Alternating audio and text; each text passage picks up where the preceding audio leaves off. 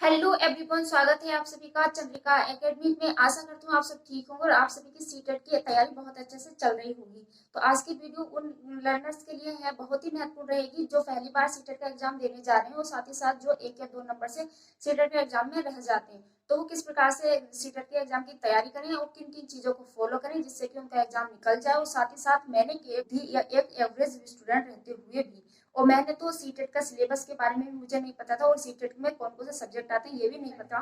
3 बार qualify किया। मैं ये नहीं कह सकती कि मैं सीटेट में 120 या 130 मार्क्स लेके आई हूँ, क्योंकि यहाँ पर मैं जो भी वीडियो या जो आप मुझसे कनेक्ट इंसान हमसे जुड़ता है तो हम उसको झूठ पर झूठ की तराजू में नहीं तोड़कर एक विश्वास की तराजू को लेके चले और उसमें विश्वास बनाए रखे। तो यहाँ पर मेरा ये नहीं कह सकती कि मैं 120 लेकर आई हूँ। हाँ, मैं ये कह सकती हूँ आप सब लेके आ सकते हो 120 130, अगर आप अच्छे से तैयारी करो। क्योंकि मैं तो एक एवरेज एक ऐसी लड़की थी जिसको सीटेट के बारे में कुछ समझ में नहीं आता था और कई कई बार में पढ़ने के बाद उस चीज को अपने मैं हार नहीं मानती, कहने का मतलब ये है। तो बस इन चीजों को मैं आप सभी को यहाँ पर बताने वाली हूँ। तो ये वीडियो आप सभी के लिए बहुत ही महत्वपूर्ण होने वाली है। इस वीडियो को अंत तक जरूर देखिएगा और चैनल पर नया है तो चैनल को सब्सक्राइब जरूर कीजिएगा, लाइक कीजिएगा और ज्यादा से ज्यादा शेयर करके सपोर्ट कीजिएगा। ठीक है, गर्मी हो रही है बहुत, तो प्लीज मेरी वीडियो पे थोड़ा सा फीडबैक जरूर दे दिया करिए कि आपके लिए मेरी जो मैं ये वीडियो बनाती हूँ या जो मैं अपना अनुभव देती हूँ आप सभी को, वो आप सभी के लिए हेल्पफुल रहता है या नहीं रहता है।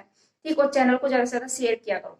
तो सीटेट का एग्जाम जैसे कि आप सब जानते हैं अगस्त में होने वाला और उसकी डेट भी क्लियर होने वाली हो गई है। क्या 20 अगस्त 2023 ये डेट क्लियर हो गई है। और आप जो ऑनलाइन मोड में हम कह रहे थे कि ऑनलाइन मोड में होने वाला, ऑनलाइन मोड में होगा, तो ऐसा भी नहीं है, आप ऑफलाइन मोड में हो गया। ये सबको पता है, आपको ही पता है, मैंने भी बता दिया आप सभी को और आप फिर दोबारा से दोहरा दिया। आप क्या, मैंने यहाँ पे 3 क्वेश्चन आप सभी के लिए लिखे हैं, 3 से 4 क्वेश्चन और एक क्वेश्चन मेरे संबंधित है कि पहली बार में एग्जाम दे रहे हैं तो हमें क्या करना है। और जो 1 या 2 नंबर से एग्जाम देते रहते हैं और फिर भी रह जाता है तो उन्हें क्या करना है, या कुछ पॉइंटर से भी रह जाते हैं। फिर है कि क्या करें हम सीटेट के एग्जाम को पास करने के लिए, हमें क्या फॉलो करना चाहिए। क्या हमें बहुत सारी किताबें पढ़नी चाहिए या हमें सारी एनसीईआरटी बुक्स पढ़नी चाहिए, क्या करना चाहिए ये भी देखेंगे। ठीक है, या फिर टिप और जो टिप्स देते हैं बहुत सारे यूट्यूबर्स, टिक या टिप्स बताते हैं कि ये फॉलो कर लो, इस तरीके से करो, ऐसे करो, वैसे करो, इस तरह से करोगे या इस तरह से स्टेज बनाओगे, टाइम टेबल बनाओ अपना, तो क्या वो सीटेट को एग्जाम पास करा देगा। ठीक है, या फिर मैंने कैसे किया किया पास। तो सबसे पहले मैं यहाँ पर ये इस वाले क्वेश्चन का जवाब आप सभी को दूंगी कि मैंने कैसे किया पास सीटेट का एग्जाम, एक नहीं दो नहीं 3 बार। तो सबसे पहले मैं आप सभी को बताऊंगी जैसे कि जिस टाइम पे मैं अपने सीटेट का एग्जाम मैंने दिया था उसको क्वालिफाई करा था, पहली बार की बात बता रही हूँ क्योंकि उससे बाद में तो बच्चा या आप भी समझदार हो जाते हो कि सिलेबस क्या है और वो कहाँ से पढ़ना है सीटेट के एग्जाम के बारे में। ठीक है, तो ये सब जान जाते हो। तो शुरुआत में जब मैं सीटेट का एग्जाम दे रही थी तो मैं बहुत सारे लोगों से पूछी, तो उन्होंने मुझे डरा दिया था कि सीटेट का एग्जाम एक बार में क्लियर नहीं होगा। फिर मैंने भी सोच लिया था कि यार नहीं हुआ तो मैं क्या करूंगी और किस तरीके से, मुझे मुझे कोई आइडिया भी नहीं था, मेरे पास ये फोन भी नहीं था जिसमें कि मैं इसके थ्रू में कुछ चीजें सर्च कर सकूँ या नहीं कर सकूँ। जितने भी मैंने एग्जाम दिए हैं वो बगैर मोबाइल के ही मैंने एग्जाम दिए, क्योंकि मेरे पास मोबाइल नहीं था, कोई गाइडेंस नहीं थी। लास्ट वाला एग्जाम मैंने जो दिया था उस टाइम पे था मेरा ये मोबाइल था।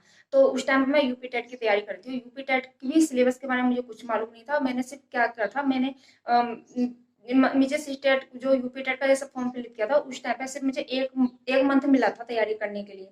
मुझे भी उसकी भी कोई चिंता नहीं थी, मुझे पता ही नहीं था कि मैंने फॉर्म डाला है या नहीं डाला है। लेकिन जैसे ही एग्जाम पास हुआ ना कि यूपी टेट आने वाला है तो मुझे एक, मैं स्कूल में जाती थी पढ़ाने के लिए तो मैंने उसको रिजाइन दे दिया। फिर मैंने 1 महीने लगकर सीधे सीधे सिर्फ मैंने क्या किया था, प्रीवियस ईयर पेपर जो मॉक टेस्ट होते हैं ना वो थे मेरे पास, वो मैंने मंगा लिए थे और फिर मॉक टेस्ट। तो मैंने सिर्फ मॉक टेस्ट और प्रीवियस पेपर से ही टेट, दोनों टेट के एग्जाम निकाले थे और फिर मैंने सीटेट का भी एग्जाम निकाल लिया था सिर्फ और सिर्फ मॉक टेस्ट पर। क्योंकि यहाँ पर कमेंट करके वो बोलते हैं ना कि सिर्फ मॉक टेस्ट ही पेपर पेपर पास हो जाता है, पीवाईक्यू से ही पेपर पास हो जाता है, प्रीवियस में। हाँ, मैं कह सकती हूँ हाँ पेपर पास हो जाता है, अच्छे मार्क्स से पेपर पास हो सकता है आपका, 100+ मार्क्स लेके आ सकते हो। लेकिन 120+ 130+ मार्क्स आप जब भी लेके आ सकते हो जब सिलेबस को पढ़ोगे, उसको समझोगे, उनके टॉपिक्स कहाँ कहाँ से आते हैं, ये बात मैं कह रही हूँ। ठीक है, तो यहाँ पर मेरे शुरुआत में कोई नॉलेज नहीं थी, सिर्फ मैंने पीवाईक्यू ही क्वेश्चनों को उठाया था, उनको मल्टीपल बार उनका रिवीजन किया था। और जो मॉक टेस्ट होते हैं किसी भी उसके उठा लीजिए। इस टाइम पे तो मेरे पास मॉक टेस्ट है, देखो एक अरिहंत का मॉक टेस्ट था मेरे पास, उससे मैंने उसको अरिहंत को मैंने एक नहीं दो नहीं, मैंने कम से कम 10 बार उसको मैंने पढ़ा था अरिहंत के मॉक टेस्ट को। और अरिहंत के जो टेस्ट आते हैं ना लगाने वाले उसको था। और जो अब मैंने यूथ कॉम्पिटिटिव टाइम वाला लिया था क्योंकि उसमें सारे प्रीवियस क्वेश्चन आ जाते हैं, उससे मैंने तैयारी की थी और मेरा क्लियर हो गया था। कि आपको तो 1 महीना जुलाई का मिल रहा है और ये जून भी आपका चलो ज्यादा से ज्यादा 5, 6 या 10 दिन तो मिल ही रहे हैं इसके भी। और अगस्त का भी आपको कम से कम 20 दिन, तो 20 दिन मिल रहे हैं, वो रिवाइज करने का टाइम हो जाएगा। तो आपको इस टाइम पे क्या करना, अच्छे मार्क्स गेन करने के लिए एनसीईआरटी तो आप सभी को पता है 3 to 5 तक के एनसीईआरटी आपको अगर 1 से 5 तक का देखना है, तो वो अगर 6, 7 दोनों का भी देखना है तो 3 से लेके 8 तक की सारी एनसीईआरटी आपको सब पढ़नी है। सोशियोलॉजी का भी बहुत कम लोग उसको फॉलो करते हैं, तो सोशियोलॉजी का भी आपसे एनसीईआरटी से अलावा वो कुछ नहीं जाना, कहीं इतर नहीं जाना है।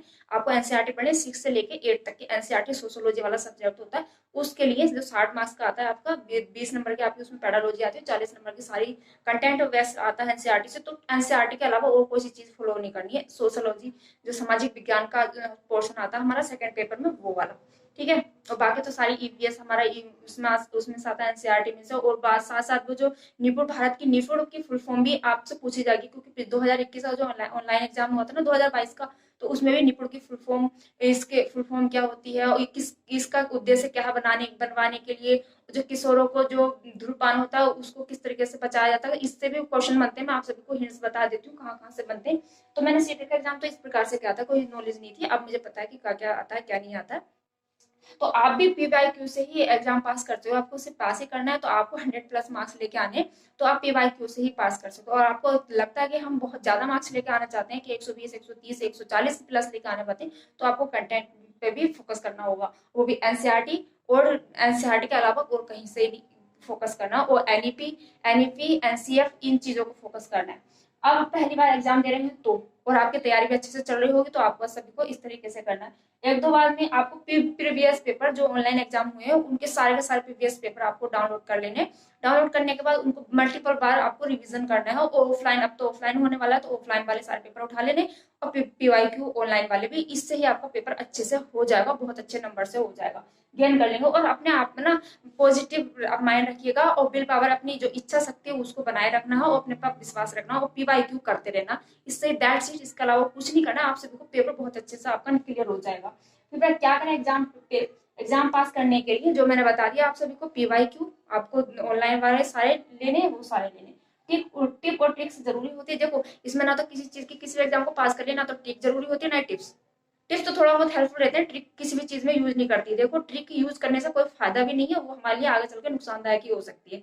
ट्रिक कोई भी तरीके की नहीं होती, ट्रिक सिर्फ हम खुद बनाते हैं किसी भी चीज को शॉर्ट वे में याद करने के लिए, ठीक, वही ट्रिक होती है। और ये हर कोई इंसान बना सकता है अपनी अपनी सहूलियत के अनुसार। तो ना तो ट्रिक्स पे ज्यादा फोकस कीजिएगा, जैसा आपको जरूरी लगे कि मैं इस चीज को इस तरीके से हैंडल कर सकता हूँ, तो इस तरीके से हैंडल कीजिए।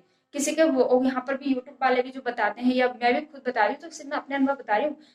आपसे बेहतर अपने आप को कोई नहीं जान सकता, मुझसे बेहतर मुझे और कोई नहीं जान सकता, वैसे ही आपको कोई भी नहीं जान सकता। तो आप खुद अपनी स्ट्रेटेजी बनाइए कि आपको करना क्या है क्या नहीं करना। मैंने तो ना तो कोई स्ट्रेटेजी बनाई थी, ना ही कोई टाइम टेबल बनाया था, ना ही कुछ, बस मैंने प्रीवियस पेपर जब मुझे टाइम मिलता था जब पढ़ लिया, और दैट्स इट, और कुछ नहीं था मेरा। तो बस ये था, मैं आपको बिल्कुल रियल बात बताती हूँ। तो इसका कोई जरूरत नहीं है टिप की। टिप्स आप देखना चाहो तो थोड़ा बहुत हेल्प मिल जाती है, ना तो और कोई जरूरत नहीं है, ठीक है। तो इस तरीके से आप सभी को एग्जाम पास करना है। इस तरह से मैंने भी पास किया। आपको थोड़ी बहुत तो नॉलेज मिली होगी, या कोई भी चीज आपको अच्छी से लगी होगी, तो वीडियो के कमेंट बॉक्स में कमेंट करके जरूर बता दीजिएगा। और चैनल पर नए हैं तो चैनल को सब्सक्राइब जरूर कीजिए, लाइक कीजिए, ज्यादा से ज्यादा शेयर करके सपोर्ट भी कीजिएगा। जय हिंद, वंदे मातरम। और गर्मी हो रही है बहुत, पढ़ाई अच्छे से कीजिए, और अपने स्वास्थ्य का भी ध्यान रखिएगा।